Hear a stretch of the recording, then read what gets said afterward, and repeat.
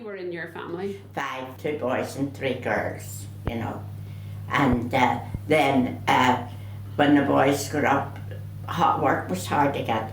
And the Americans coming over was the greatest thing ever, because down in Langford Road, my brother got a job in it.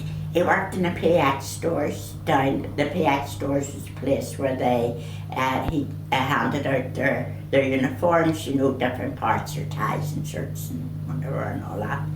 So that's how he met an American soldier that said, you know, I'd like to go to your house, you know, and I'd say, well, you guys want to know, you know, this now. And so Joe said, I'll bring it down to our house, you know. So anyway, he brought 2 American soldiers down to our home. And they came in, they were made welcome, and everybody, like, it wasn't luxury. It was just, we were just an ordinary family. But we had a fender, the fire and the fender. So at each end of the fender, that was 2 more seats, as long as you put a cushion down in the fender, you could say that's 2 seats. The young ones always sat down in the fender. And the boys started to come down. Now, there was Pete Villalobos, he was a Mexican soldier. And there was Sergeant Walter Wright, and he came from Maryland. And he went with a girl in Australia, but he came from Maryland anyway. He didn't smoke and he didn't drink. So when the other boys, soldiers, come down, they would go to the Red Cross. The American Red Cross was in Chester Street, and that's where the dances were. So they would go there, and Walter would sit and play cards with me. It was me. And 10 o'clock, I had to go to bed then. But when maybe the boys would call back for Walter again, and they'd go off. And I'd been sitting upstairs, maybe somebody come up the bed and trip over me in the lawn. I fell asleep. But one of the Americans, he said he'd love to see the monument of St. Patrick at Seoul.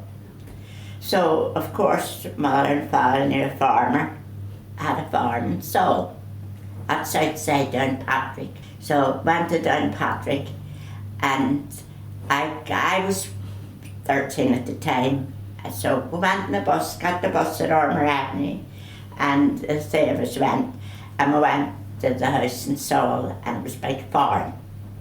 Now, it was a big farm, and there was a door at one end, the door at the other, and the cow would come through one door and out the other door, and then Pete Villalobos was called, oh, and then she'd boiled a whole lot of potatoes, enough for to fill the farm, animals, and they'd have been all set in their jackets in the middle of the table, you know, and the woman Mary that owned the farm, she says to Pete, we never in an Irish cottage before. Only Mum's, oh, she says, no, she lives in the city, that's not an Irish cottage, you know. So we went up, father and mum of the house, and Pete and father and me, we went up, and Pete Villalobos, he wrote his name, US Army, down at the bottom of the monument. And when we come home that night, and as soon as we went in, my oldest sister, she was 10 years older than me, the oldest one in the family, Mary, and whenever we went in, and she says, Dolly, she says, the American military police were here, and he says, why?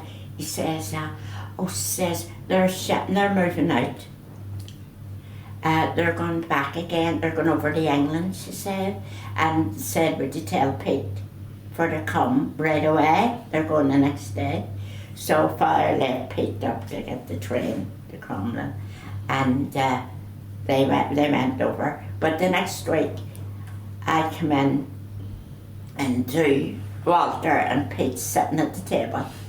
Bless me, they only come over for the day from England. They never get saying goodbye right away.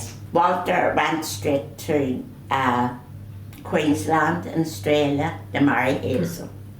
And he's, years later I found a photograph, and it was Walter and a wee youngster, about 3-year-old. So he must have sent it. I had no, I was going into teenage and he survived the war. Pete didn't write, but Pete had wrote the mother and said that they had an orange farm in California, and he'd left one of the brothers in charge of it, and it seemed he let it go. The mother wrote and said, you know, that the brother had let the farm go up near, and he was annoyed about that, so we never heard from him. Not as far as I know.